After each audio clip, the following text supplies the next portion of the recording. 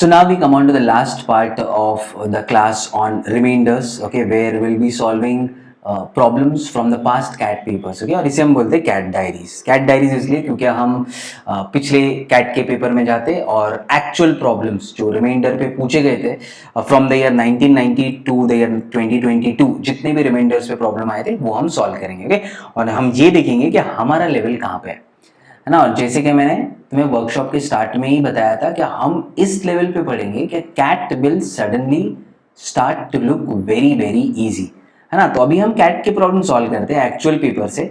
तुम डिसाइड करो इजी है या डिफिकल्ट, ओके। ये बहुत ज्यादा इजी हो जाएंगे but you decide this, okay? So let's solve and then you only tell how do you find the problem after what we have learned. So अभी क्या दिया है, चलो पहला प्रॉब्लम देखते हैं। क्योंकि हम 1990 से आ रहे हैं तो प्रीवियस पेपर से जाते एकदम रिसेंट पेपर पे आएंगे। कैट 1998 रिमाइंडर्स पे ये प्रॉब्लम आया था। The number is formed by writing first 54 natural numbers in front of each other. जैसे so first 54 natural numbers लिखा और एक बड़ा नंबर बनाया, तो 1 लिखा, 2 3 4 5 6 10 को ऐसे लिखा, 11 12 and then so on. Find the remainder when this number is divided by 54. अब ये कितना इजी है। Remainder when the number is divided by 8। Divisibility test for 8 क्या होता है, अभी तुमने ये चीज नहीं पढ़ा होगा बट ये हम डिविजिबिलिटी में देख लेंगे। क्या होगा, last 3 digit has to be divisible by 8, correct ना।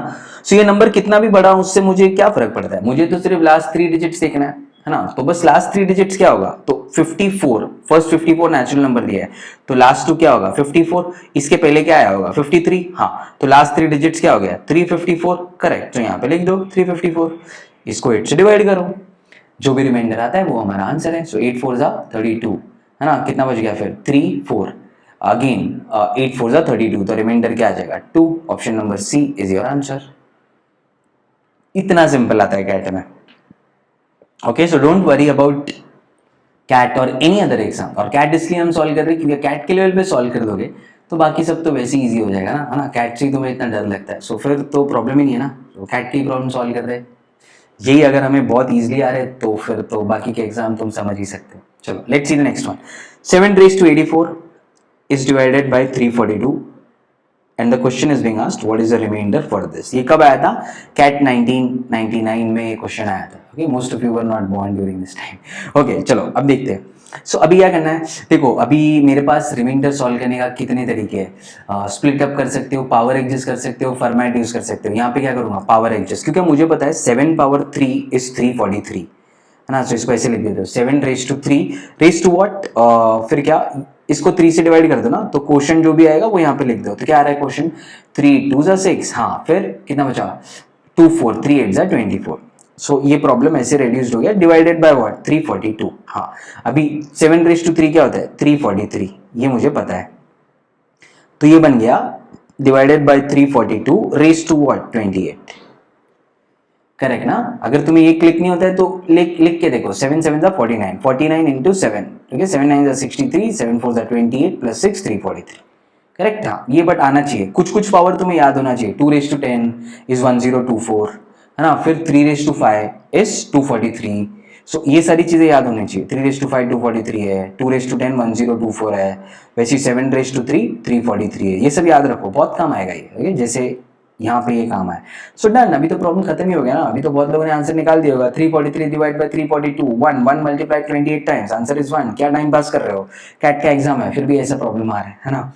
Way beyond, way below our level, right. क्योंकि हमने बहुत अलग लेवल पे जाके इतना फॉर्मेट पढ़ा, फॉर्मेट के अंदर फॉर्मेट पढ़ा, चाइनीज रिमाइंडर पढ़ा, चाइनीज रिमाइंडर का वर्ड बेस्ड प्रॉब्लम पढ़ा, और ये सब कैसे प्रॉब्लम दे रहे हो।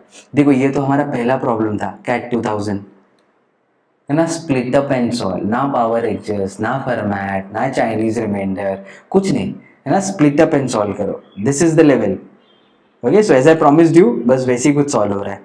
1423 इंटू 1425 डिवाइडेड बाय 12, है ना। पूछ रहा है इसका रिमाइंडर क्या है, तो बस इसका निकालो, बाद में उसमें 2 ऐड कर देना, इसका रिमाइंडर आएगा, बाद में उसमें 2 ऐड कर देना, इसका रिमाइंडर आएगा, हाँ। तो बस पहले वाले के लिए मेहनत करना है। तो क्या होगा, क्वेश्चन छोड़ दो, 12 1 जा 12, ठीक है। फिर कितना बचा 2 2, हाँ अगेन 12 1 जा 12, तो कितना बचा 10 101, ठीक है। 101 आया तो 12 8 जा 96, रिमाइंडर आएगा 5, करेक्ट ना।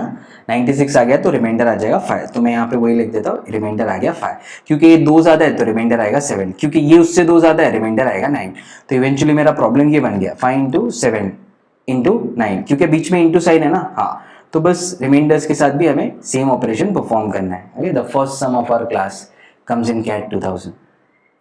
Split up and solve. तो अभी कर दो, 5 7 से कितना होगा 35, हाँ, इंटू क्या 9 डिवाइडेड बाय व्हाट 12, हाँ।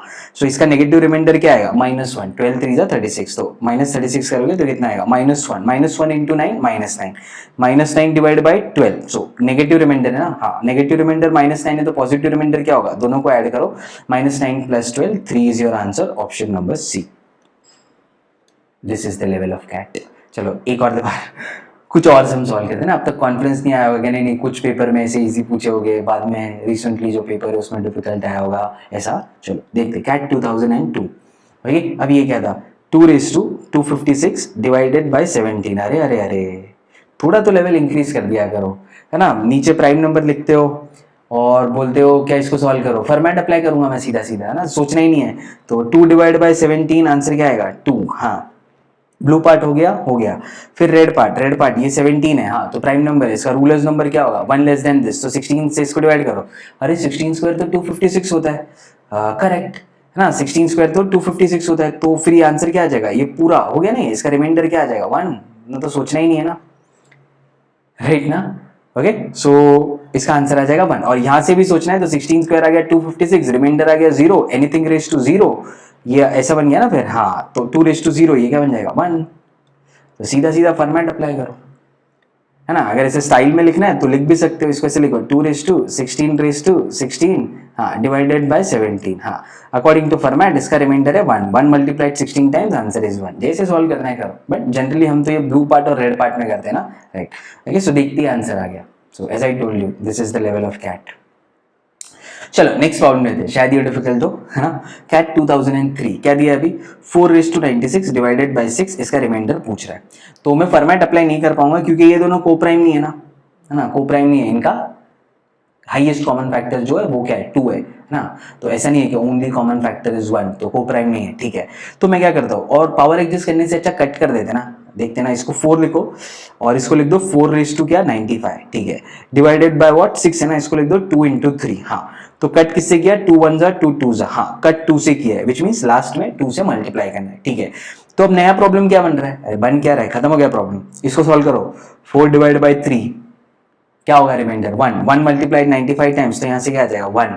तो इवेंचुअली प्रॉब्लम क्या हो गया 1 into 2, हाँ, 1 यहां से आया, into 2 divided by what 3, correct ना। ये सब हम इससे डिफिकल्ट कर चुके, इसलिए फास्ट कर रहा हूं। सो यहां से तो 1 आ गया, बाकी यहां से ओके तुम्हारा, if I go back this, ये तो 2 ही रहेगा ना, 3 डिवाइड बाय 2, हाँ, तो ये 2 आया, यहां से बना है, नीचे तो 3 है क्योंकि 2 पहले कट हो चुका है। तो ये क्या हो गया 2 divide by 3, answer is what 2, but 2 मेरा फाइनल आंसर होगा क्या, नहीं, कट करके सॉल्व किया है ना, तो किससे कट किया था 2 से, तो जिससे कट किया था लास्ट में मल्टीप्लाई करो, 2 into 2 answer is 4, so answer is option number D 4, as easy as that, right. Okay, अब तक तो कॉन्फिडेंस आ गया होगा, बहुत इजी आ रहा है कैट का पेपर, है ना, as compare to what we have learn. अब ये नेक्स्ट देखते हैं। So what is the sum of all the 2 digit number that give a remainder of 3 when divided by 7। अभी देखो ये रिमाइंडर्स का प्रॉब्लम नहीं है, ये अरिथमेटिक प्रोग्रेशन का प्रॉब्लम है ना। बट क्योंकि हम एपी तो इतना देख चुके हैं, इस लेवल पे देख चुके हैं, चाइनीज रिमाइंडर में उस पर वर्ड बेस्ड प्रॉब्लम बना दिया, तो एपी हमें आता है ना। And as I told you, AP is everywhere, arithmetic progression इस अलग से चैप्टर में नहीं पढ़ना है, वहां तो पढ़ना ही है ना, बट हर जगह मिलेगा, तो फिर ऐसे हम उसको अलग नहीं रख सकते, इसलिए मैंने ये प्रॉब्लम रिमाइंडर्स में ले लिया है। तो देखो sum of all the 2 digit number that gives a remainder of 3 when divided by 7, तो सबसे छोटा 2 digit नंबर बताओ ना, 10। ओके, मैं कैसे सोच रहा हूँ, 7 का टेबल ले रहा हूँ, उसमें 3 ऐड कर रहा हूँ, 7 1 जा 7, 3 ऐड करो 10, है ना, 7 2 जा 14, 3 ऐड करो 17, 7 3 जा 21, ओके, 3 ऐड करो 24। ओके, इन शॉर्ट ये भी अपने आप में एक एपी बन रहा है, हाँ, जिसका कॉमन डिफरेंस है 7, करेक्ट ना। ये वो सारे नंबर्स है जिसको तुम 7 से डिवाइड करोगे तो रिमाइंडर क्या मिलेगा 3 मिलेगा, करो ना इसको 7 से डिवाइड, रिमाइंडर 3, इसको भी आना ही था ना, क्योंकि ये सब किस फॉर्म में, this is of the form 7a + 3, correct ना। सो 7 को 1 लिखो, 0 मत लिखना, 0 लिखा तो सिंगल डिजिट नंबर मिलेगा, 3 होनी चाहिए, 2 डिजिट नंबर चाहिए। इसको 1 लिखा तो 10 है, इसको 2 लिखा तो 17 है, इसको 3 लिखा तो 24 है, एंड देन सो ऑन, समझ गया ना, ये एपी है जिसका फर्स्ट टर्म है 10, कॉमन डिफरेंस है 7, है ना। तो मुझे बताओ अभी लास्ट 2 डिजिट नंबर कौन सा होगा अगर मैं ऐसे ही चलता रहा तो क्या डालू यहाँ पे 13 डालता हूँ ना, 13 7 जा 91, 91 प्लस 3 92 93 94, करेक्ट। इसके बाद तो नहीं आएगा 14 7 जा, तो फिर वो 3 डिजिट नंबर बन जाएगा ना। हाँ, तो बोल रहा है ये जितने भी टर्म्स है ना इस अरिथमेटिक प्रोग्रेशन में, इनका सबका सम बता। अभी हम एपी में ये चीज अच्छे से सीखेंगे, how to find out sum of all the term. अभी मैं सिंपल में बता देता हूँ क्या है, कैसे फाइंड आउट करना है। First term plus last term करो, ओके 94 प्लस 10 कितना हो गया 104, ओके डिवाइडेड बाय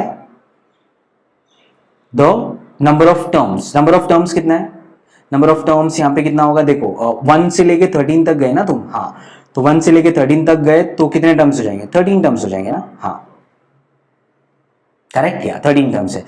और divided by, so this plus this divided by the 2, right, number of terms divided by 2, okay.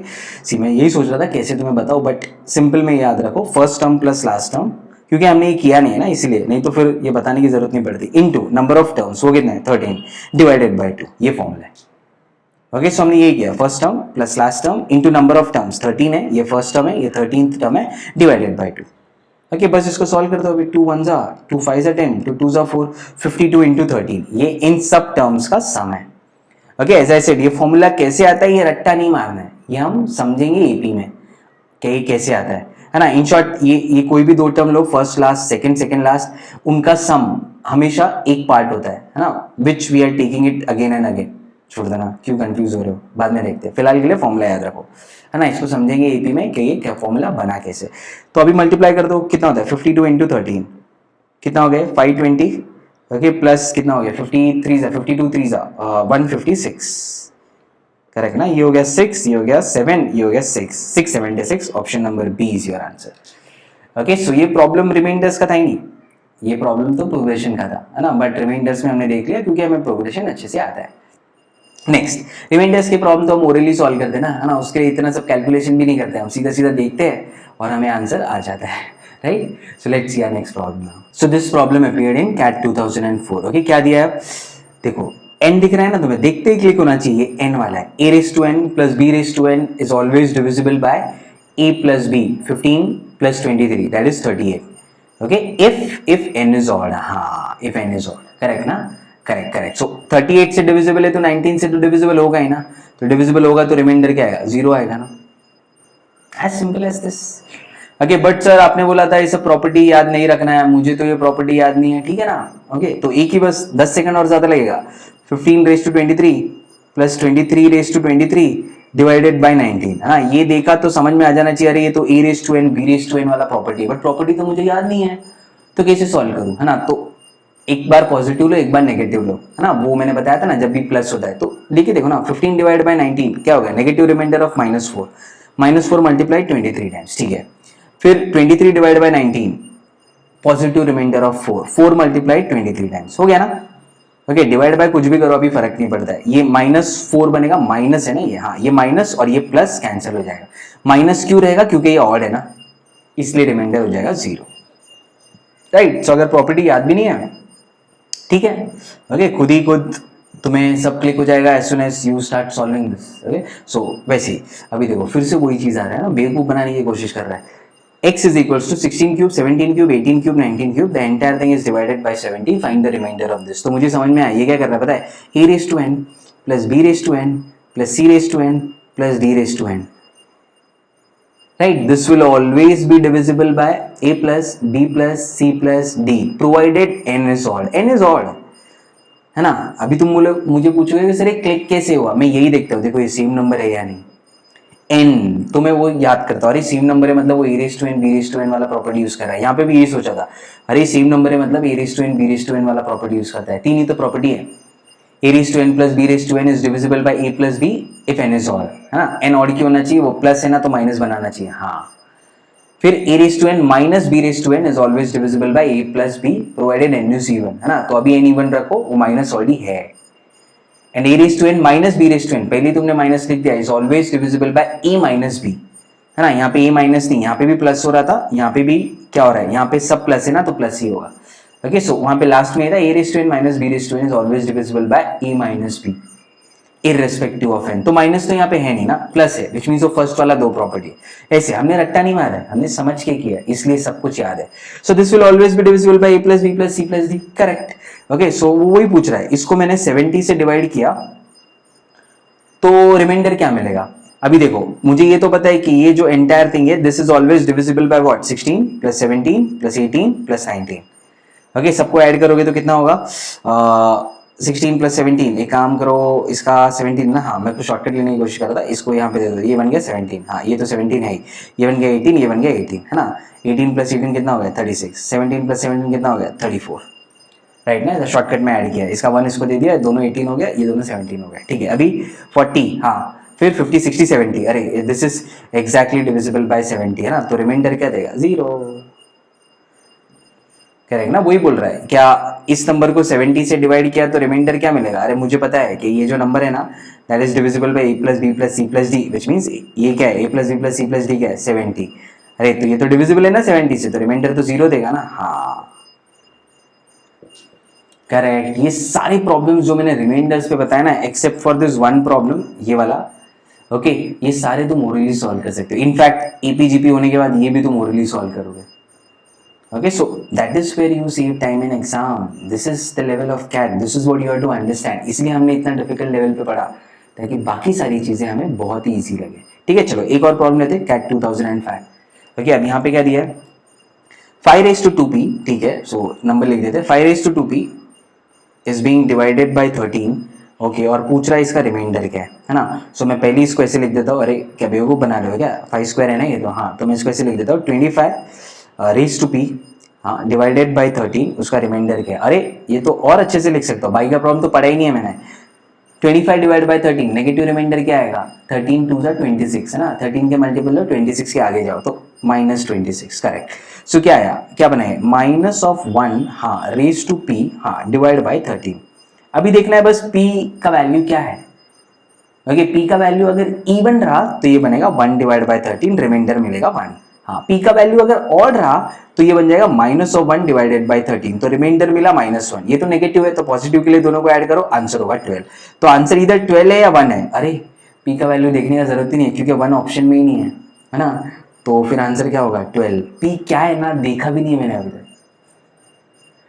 समझा। This is how you have to take your speed in the exam. Okay, अभी देख लो p क्या है वो भी देख लेते हैं। अगर तुमने पूछा सर अगर 1 दिया होता तो क्या, हाँ तो फिर सॉल्व करो। चलो अभी देखो ये क्या है 2 फैक्टोरियल है, हाँ तो ये क्या है इवन नंबर है ना, हाँ ये क्या है 3 फैक्टोरियल है, ये क्या है 3 इंटू 2 इंटू 1, ये भी इवन नंबर है। इन शॉर्ट यहाँ से जो भी नंबर आएगा ना उसमें 2 इंटू तो बनेगा ही। 4 फैक्टोरियल क्या 4 इंटू 3 इंटू 2, 5 फैक्टोरियल क्या 5 इंटू 4 इंटू 3 इंटू 2 इंटू 1, तो 2 तो आएगा ही ना। किसी भी नंबर को 2 से मल्टीप्लाई करोगे तो वो इवन बनेगा ही ना, विच मीन्स ये सारे नंबर 10 फैक्टोरियल तक इवन है। तो ये अगर सारे इवन है, इवन में अगर तुमने 1 ऐड कर दिया तो वो ऑड ही बनेगा ना।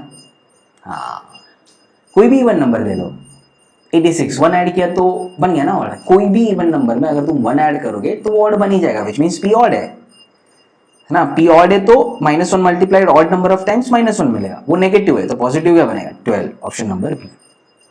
Getting it, that's how simple it is.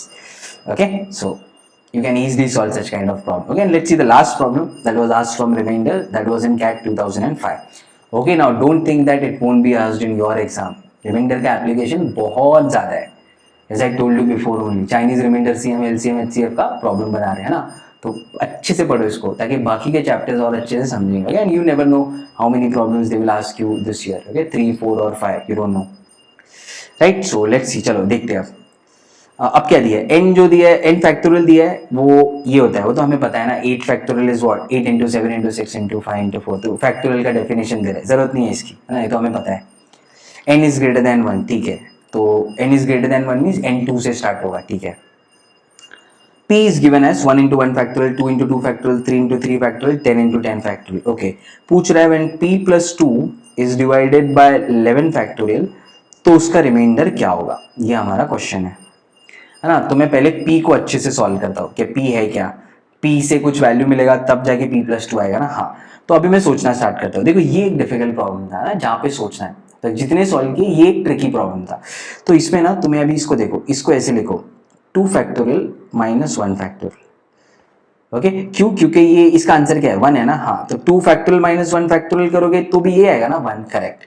अभी इसका देखो आंसर क्या है 2 फैक्टोरियल, वो क्या होता है 2, 2 इंटू 2 इसका आंसर है 4, तो इसको मैं ऐसे लिखता हूं प्लस ऑफ, ओके ये प्लस है ना वो लिखा, प्लस ऑफ 2 है ना, तो 3 फैक्टोरियल माइनस 2 फैक्टोरियल। देखो 3 फैक्टोरियल क्या होता है 6, 2 फैक्टोरियल क्या होता है 2, 6 माइनस 2 करोगे तो क्या आएगा 4, वही चीज कर रहा हूं मैं। Okay so not doing anything new, बस वही चीज को मैं अलग तरीके से लिख रहा हूं, है ना। फिर उसके बाद क्या करोगे, तो अभी मुझे पैटर्न मिल गया, क्या 1 को लिखा 2 फैक्टोरियल माइनस 1, 2 को लिखा 3 फैक्टोरियल माइनस 2 फैक्टोरियल, है ना। तो फिर बाद में क्या लिखोगे, तो फिर अभी देखो 3 है तो क्या लिखोगे 4 फैक्टोरियल माइनस 3 फैक्टोरियल, है ना। वैसे कब तक चलता रहेगा 10 है ना, हाँ तो 10 को क्या लिखोगे 11 फैक्टोरियल माइनस 10 फैक्टोरियल, करेक्ट ना। जो भी ये नंबर है उससे एक बड़ा फैक्टोरियल माइनस 10 फैक्टोरियल, तो इसका नंबर आ जाएगा। वैसे तुम यहाँ से चेक भी कर सकते हो, ये 4 फैक्टोरियल क्या होता है 24, 3 फैक्टोरियल क्या होता है 6, 24 माइनस 6 करोगे तो 18 आएगा, ये 18 है क्या, हाँ 3 फैक्टोरियल 3 इंटू 2 6 इंटू 3 18, हाँ तो आ रहा है ना ये सब। सो वही सेम चीज को मैं बस अलग तरीके से लिख रहा हूँ, है ना। ये क्या है, ये है तुम्हारा 4, ये है तुम्हारा 18 है कि, ये है तुम्हारा 1, ये वही 1 जो ये है, ये वही 4 जो ये है, ये वही 18 जो ये है। तो ये नंबर देखा, उसके एक आगे वाला फैक्टोरियल माइनस ये number will give you this. So उसी से मैंने पैटर्न से बोला कि 10 है ना, उसके एक आगे वाला नंबर 11 फैक्टोरियल माइनस वही number will give me this, है ना। तो सब कुछ आ गया, ठीक है। अब क्या करोगे, अभी यहाँ पे पैटर्न बन रहा है ना, तो पैटर्न क्या बन रहा है देखो, ये चीज कैंसिल हो रही है, क्या प्लस 2 फैक्टोरियल माइनस 2 फैक्टोरियल, हाँ plus 3 factorial minus 3 factorial. Okay वैसे तो ये प्लस 4 भी माइनस 4 के साथ जाएगा, राइट। तो प्लस 10 भी माइनस 10 के साथ जाएगा, राइट। तो बचेगा क्या इवेंचुअली, ये 11 फैक्टोरियल माइनस 1 फैक्टोरियल, बाकी सब तो कैंसिल हो जाएगा। तो p का वैल्यू क्या है 11 फैक्टोरियल माइनस 1 फैक्टोरियल, क्या है 1 है ना ये, तो हाँ ये क्या है, ये p है, जिसको मैंने अच्छे से सॉल्व करके एक छोटा सा वैल्यू लेके आया सब कुछ कट करके। ओके तो वो क्या पूछा है p प्लस 2, अच्छा p प्लस 2 तो ये होगा ना, फिर इसमें 2 ऐड कर दो, तो ये p था तो p प्लस 2 क्या हो जाएगा ये। ओके और क्वेश्चन क्या पूछा है, p plus 2 is divided by 11 factorial, what is the remainder. So ये इसको सॉल्व करो ना, अभी 2 माइनस 1 क्या होता है 1, सो 11 फैक्टोरियल प्लस 1, है ना। ये क्या बन गया मेरा p plus 2, this entire thing is being divided by 11 factorial, तो ये तो रिमाइंडर 0 बन जाएगा ना, of course 10 divided by 10 remainder क्या होता है 0, वैसे 11 फैक्टोरियल बाय 11 फैक्टोरियल रिमाइंडर क्या होगा 0, इसका रिमाइंडर क्या होगा, ये तो 11 फैक्टोरियल से बहुत छोटा है तो वही आएगा ना 1, that is your answer, option number D, so simple, है ना। बट सोचना कहाँ पे था, ये था ट्रिकी ना, as compare to all the problems on remainders ये ट्रिकी था। ट्रिकी क्यों, क्योंकि ये सोचना था, बस इसीलिए ट्रिकी था। अभी तुम ये इसलिए नहीं सोच पाए क्योंकि तुमने ऐसे टाइप के नंबर पैटर्न्स के प्रॉब्लम देखे नहीं। अभी जब हम नंबर पैटर्न्स का वर्कशॉप करेंगे ऐसे सारे पैटर्न के प्रॉब्लम हम उठाएंगे, है ना, और उन्हें सॉल्व करेंगे, ताकि तुम्हें फिर एग्जाम में वो पैटर्न क्लिक हो, अच्छा इसको ऐसे करूंगा तो ये ऐसे कट होगा तो ऐसे प्रॉब्लम सिंपल होगा, ऐसे पैटर्न के प्रॉब्लम आते हैं, वो हम नंबर पैटर्न के वर्कशॉप में डिटेल में देखेंगे। ओके फिलहाल यू अंडरस्टैंड दिस पार्ट, तो मैं ये बता रहा हूँ कि ये भी बहुत ईजी हो जाएगा, ऐसे मत समझो ये क्लिक नहीं होगा, होगा। ओके ये भी हम देख रहे हैं कि कितने पैटर्न में वो पूछ सकते हैं, ताकि वो वाला चीज क्या कैसे स्प्लिट अप करना है ताकि कट हो वो भी क्लियर हो जाएगा, right. So that's it from the part of your remainders. Okay हमने सब कुछ देख लिया अभी रिमाइंडर्स में, क्या हमारा स्टेप 1 क्या होना चाहिए, स्प्लिट अप, फिर पावर एडजस्ट करो, फिर कट करो, कट करके सिंपल बनाओ, फिर पावर एडजस्ट करो। ओके और कुछ नहीं हो रहा है तो ब्रह्मास्त्र हमारा है, फॉर्मेट थ्योरम, है ना। उसके बाद हमने चाइनीज रिमाइंडर भी देख लिया और ये समझा कि अच्छा किधर भी फॉर्मेट वगैरह सब अप्लाई नहीं हो रहा है तो चाइनीज रिमाइंडर अप्लाई कर सकते हो, है ना, जैसे तुम्हारा दिमाग उस वक्त चल रहा है। चाइनीज रिमाइंडर का और भी बहुत सारा एप्लीकेशन है, वो भी हमने देख लिया, इससे वर्ड बेस्ड प्रॉब्लम कैसे बनता है, तो सब कुछ क्लियर हो गया। उसके बाद हमने जो सीखा था वो अलग अलग डिफिकल्ट प्रॉब्लम्स पे अप्लाई किया, है ना, और उसके बाद हमने कैट डायरी सॉल्व की, जिसपे हमने कैट के प्रॉब्लम सॉल्व किए और फिर वो तो हमें बहुत ही ज़्यादा इजी लगने लगे, है ना, क्योंकि हमने एक अलग लेवल पे प्रॉब्लम सॉल्व किए थे। Okay now the only thing that I expect from you is, सब कुछ आता है अभी तुम्हें, है ना, थोड़ा कॉन्फिडेंस चाहिए। तो कॉन्फिडेंस आने के लिए 2 कैंपस का जो रेफरेंस बुक है ऑन कॉन्ट्स, ओके उसमें तुम फर्स्ट चैप्टर देखोगे वो होगा नंबर सिस्टम्स। नंबर सिस्टम में बहुत सारे टॉपिक होंगे, बाकी सब टॉपिक को छोड़ दो, एलसीएम एचसीएफ वो जो भी है छोड़ दो, रिमाइंडर्स वाला टॉपिक पिकअप करो और रिमाइंडर्स वाले टॉपिक से रिमाइंडर पे जितने तुम्हें प्रॉब्लम मिलते हैं उन्हें सॉल्व कर दो, दैट्स इट। ये नहीं सॉल्व किया अभी तो भी चलेगा, ओके क्योंकि तुम ऑलरेडी बहुत अच्छे से रिमाइंडर देख चुके हो। ओके बट अगर तुम्हें थोड़ा कॉन्फिडेंस चाहिए, थोड़ा प्रैक्टिस करना है, so this is from where you can practice the problem on reminders.